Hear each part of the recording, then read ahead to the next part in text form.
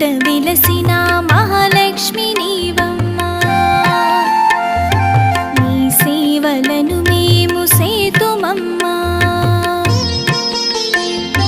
మా ఇంట విలసిన